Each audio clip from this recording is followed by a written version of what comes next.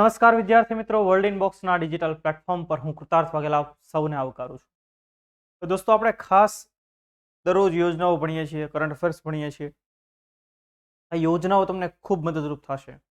જેટલી પણ યોજનાઓ છે એનું પ્લેલિસ્ટ આ લેક્ચરના ડિસ્ક્રિપ્શન બોક્સમાં તમને મળી જશે. તમારે જો ખરેખર રોકડા માર્ક જોઈતા હોય યોજનાના, તો આ લેક્ચર તમારા માટે ખૂબ ઇમ્પોર્ટન્ટ. તો એવી જ એક યોજના એટલે યુવા ઉત્સવ, એક એવો જ પ્રોગ્રામ.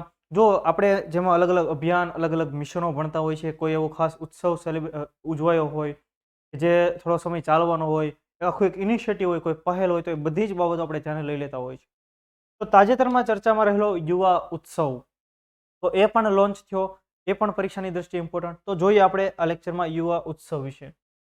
તો કેન્દ્રીય યુવા બાબતો અને રમતગમત મંત્રી, જેનું નામ છે અનુરાગસિંહ ઠાકુર.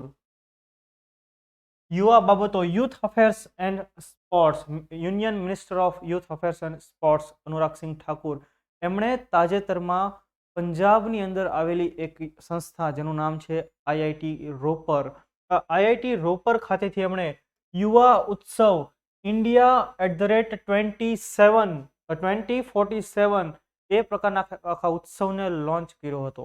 કેમ ઇન્ડિયા @2047? કે ભાઈ, ભારતની આઝાદીના કેટલા વર્ષ? ભારતની આઝાદીના 100 વર્ષ, બરાબર. એટલે એની પાછળ લાગ્યું ઇન્ડિયા @2047, જે પંજાબની અંદર આવેલા IIT Ropar, Indian institute of technology Ropar ખાતેથી કેન્દ્રીય યુવા બાબતો અને રમતગમત મંત્રીએ લોન્ચ કર્યો. આઈઆઈટીની વાત થઈ, તમને ખ્યાલ જ છે દરેક લોકોને. હવે ભારતની અંદર ટેકનિકલ શિક્ષણની અંદર સૌથી સર્વોચ્ચ સંસ્થાઓ કોઈ હોય તો આપણે એને આઈઆઈટી કહીએ છીએ, ઇન્ડિયન ઇન્સ્ટિટ્યૂટ ઓફ ટેકનોલોજી. એનાથી નીચલા ક્રમની કોઈ સંસ્થા હોય તો આપણે એને એનઆઈટી કહીએ છીએ, નેશનલ ઇન્સ્ટિટ્યૂટ ઓફ ટેકનોલોજી. જેમ કે આપણા ગુજરાતની અંદર SVNIT, Sardar Vallabhbhai Patel national institute of technology, જે સુરત ખાતે આવેલી છે, બરાબર. આ બધા સવાલ પરીક્ષામાં પણ પૂછાતા રહેતા હોય છે. હવે આ ઉત્સવનો ઉદ્દેશ્ય શું? કે જિલ્લા સ્તરથી લઈ રાજ્ય કક્ષા સુધી, નેશનલ એટલે કે રાષ્ટ્રીય લેવલ સુધી, નેશનલ લેવલ સુધી વિવિધ પ્રગતિ કરતી જે ઇવેન્ટ, અલગ અલગ જે ઇવેન્ટો યોજાય, એમાં યુવાનોને સામેલ કરવા અને ભારતના સ્વાતંત્ર્ય સંગ્રામના દેશભક્તિ અને મૂલ્યોની ભાવનાને ફરી જાગૃત કરવી. ભાઈ, જ્યારે 2047માં ભારતની આઝાદીના 100 વર્ષ પૂરા થશે, ત્યારે તમને મને ખ્યાલ છે કે ભાઈ આપણા માટે ખૂબ મોટો અવસર હશે. તો કઈ રીતે આપણને આઝાદી મળેલી છે, જો તમારે ખરેખર એ મુદ્દો આખો ભણવો હોય કે કઈ રીતે આખું હિસ્ટ્રી, એનો એક ફ્લો તૈયાર થયેલો છે, કઈ રીતે હિસ્ટ્રી ગયેલી છે, તો મેં માય ક્લાસની અંદર મોડર્ન ઇન્ડિયન હિસ્ટ્રી આખું ભણાવેલું છે. તો જે આપણી સ્વતંત્ર ચળવળો છે, એના જે મૂલ્યો છે, એના જે પ્રિન્સિપલ છે, એના જે સિદ્ધાંતો છે, એ અંગે યુવાઓને જાગૃત કરવા. સરફરોશી કી તમન્ના અબ હમારે દિલ में है, देखना है जोर कितना बाजुए कातिल में.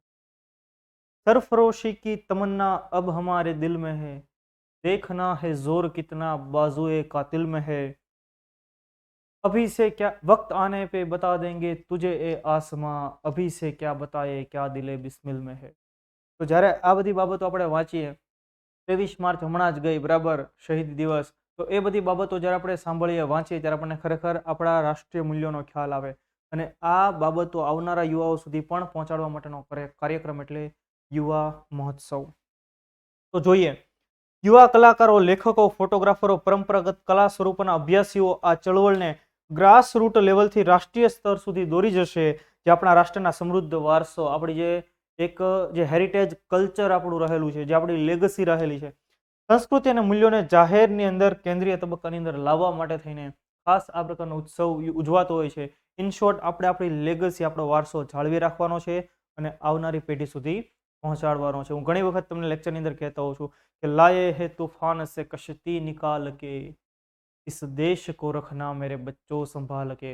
વર્ષો પહેલા ગીત લખાઈ ગયું. એ કોના માટે છે? તમારા ને મારા માટે છે કે લાયે હે તूफान से कश्ती निकाल के, इस देश को रखना मेरे बच्चों संभाल के. તો આજે યુવા મહોત્સવ છે, એની થીમ શું રહેલી છે? તો કે 5 એની અલગ અલગ થીમ છે, જેને પંચ પ્રાણ તરીકે ઓળખવામાં આવે છે. 5 થીમ આપણે જોઈએ કે ગોલ ફોર ડેવલપ ઇન્ડિયા. વડાપ્રધાન નરેન્દ્ર મોદીએ ભારતને વિકસિત રાષ્ટ્ર બનાવવાનું લક્ષ્યાંક રાખેલો છે. કયા વર્ષ સુધીમાં? તો કે 2047 સુધીમાં ભારતને વિકસિત રાષ્ટ્ર બનાવવાનો છે. The goal of develop India, વિકસિત ભારતનો લક્ષ્યાંક. Two remove any trace of slavery or colonial mindset, કે ભાઈ જે પેલા આપણે ગુલામી ભોગવી છે, ગુલામી આપણે જે ગુલામી માનસિકતા હતી એ આપણે દૂર કરવી. કોલોનિયલ માઇન્ડસેટ, સ્લેવરી એટલે કે દાસ પ્રથા, ગુલામી, તો એ માઇન્ડસેટ આપણે દૂર કરવું. Take pride in our heritage and legacy, આપણા હેરિટેજ બાબતો, બરાબર, આપણો જે સમૃદ્ધ વારસો રહેલો છે, જે લેગસી છે, એના ઉપર આપણે ગૌરવ અનુભવવું.